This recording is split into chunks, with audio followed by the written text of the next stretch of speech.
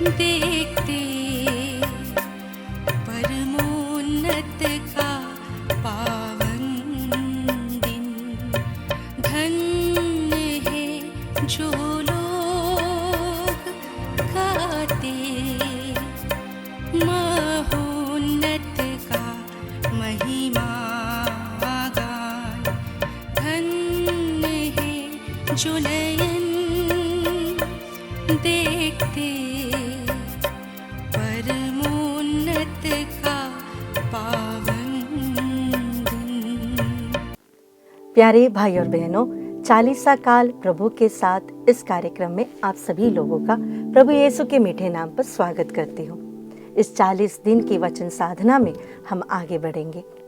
हम जानते हैं कि उपवास काल या चालीसा में हम उपवास, प्रार्थना और भिक्षा दान, इन तीनों चीजों पर बहुत अधिक ध्यान देते हैं। आइए हम प्रार्थना पर आज मनन चिंतन करें। सन्मति के सुसमाचार अध्याय 6 पद संख्या 5 से 8 का वचन आज हम पढ़े। ढोंगियों की तरह प्रार्थना नहीं करो। वे सभागृहों में और चौकों पर खड़ा होकर प्रार्थना करना पसंद करते हैं, जिससे लोग उन्हें देखें।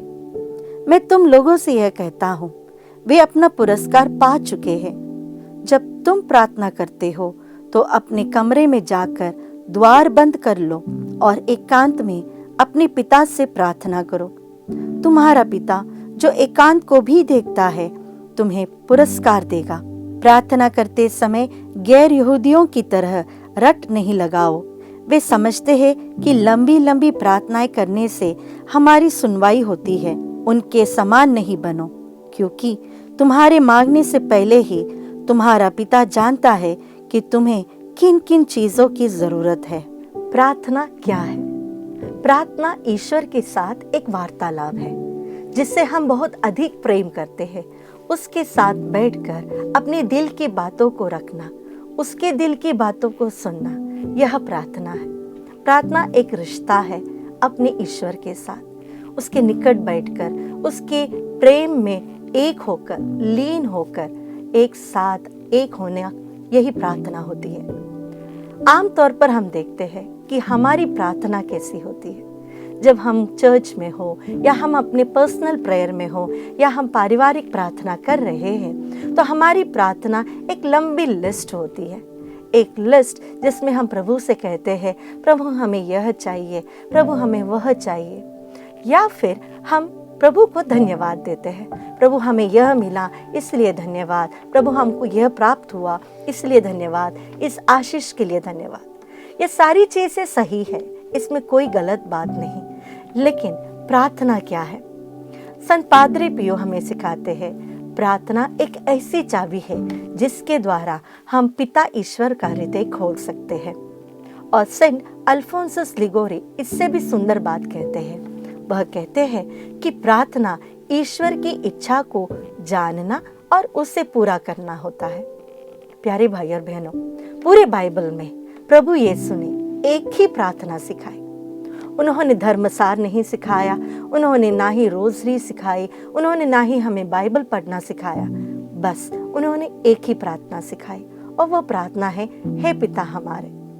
हे पिता हमारे, इस प्रार्थना में अगर हमने ध्यान दिया तो पहले का जो भाग है उसमें सबसे सुंदर प्रार्थना यह है कि पिता, जैसी आपकी इच्छा स्वर्ग में पूरी होती है, वैसे इस धरती पर यानी मेरे जीवन में भी वह पूरा हो। प्यारे भाई और बहनों, प्रार्थना यह है कि हम ईश्वर की इच्छा को जानते हुए, ईश्वर की इच्छा अपने जीवन में क्या है उसे मालूम पड़कर, उसे स्वीकार करते हुए उसके अनुसार जीवन बिताना। यिर्मयाह का ग्रंथ अध्याय 29 पद संख्या 11, यह वचन हम सभी जानते हैं कि ईश्वर के मन में हमारे लिए एक निर्धारित योजना है।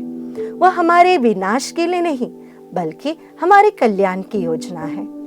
तो जब हम प्रार्थना करें तो इस योजना के बारे में हमें मालूम होना चाहिए, समझ होनी चाहिए। अगर हमें इस योजना के बारे में समझ हो तो ही हम ईश्वर की इच्छा के अनुसार अपना जीवन आगे बढ़ा सकते हैं। और इसलिए जब भी हम प्रार्थना करें, हम ईश्वर की इच्छा को सबसे पहला जानने की कोशिश करें। कई बार जब हमें कौन सा स्टडीज़ लेना है, कौन सा जॉब स्वीकार करना है, घर खरीदना है या नहीं, गाड़ी खरीदनी है या नहीं, जीवन साथी कैसा होना चाहिए, क्या ये सही जीवन साथी है।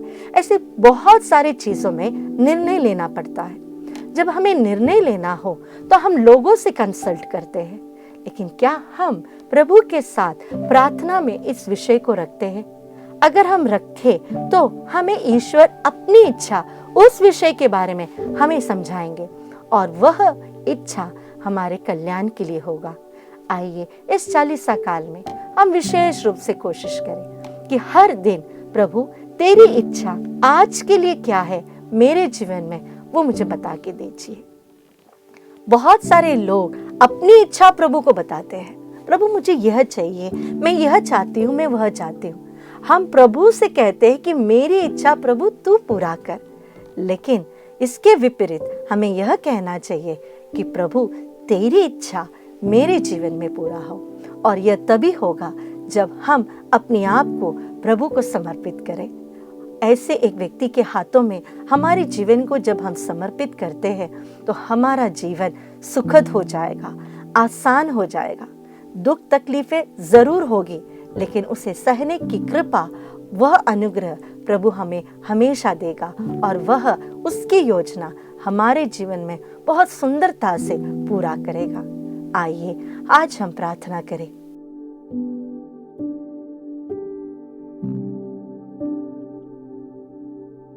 प्यारे प्रभु जी, हमारे जीवन को हम पूर्ण रूप से आपको समर्पित करते हैं। प्रभु, प्रार्थना हमें करना सिखाइए। जब आपके शिष्यों ने यह बात आपसे पूछा, तब आपने एक सुंदर सी प्रार्थना उन्हें सिखाई कि प्रभु आपकी, कि पिता ईश्वर की इच्छा ही हमारे जीवन में पूरा हो, और यही प्रार्थना हमें रोज दैनिक जीवन में करना है। प्यारे प्रभु जी, पिता ईश्वर की इच्छा जानने की कृपा हमें प्रदान कीजिए।